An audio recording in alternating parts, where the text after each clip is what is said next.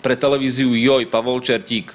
Starší muž z obce Veľopolie pri Humennom včera popoludní poprosil susedu, aby mu spravila veľkonočný nákup. O pár hodín neskôr musela k nemu privolať záchranku a hasičov.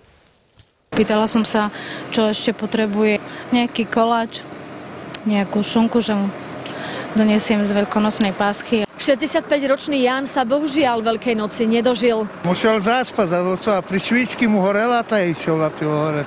Vzadu máme spálňu, tak počula som, že niečo praská v okne. Som myslela, že je to dážď, otvorila som okno, až boli plamene.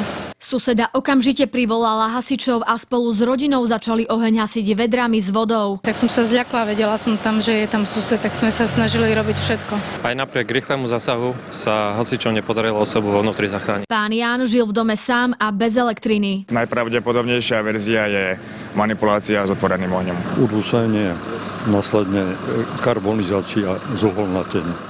Z Veľopolia pre televíziu Joj, Katarína Ihnátová. Slováci aj Slovenky, težme sa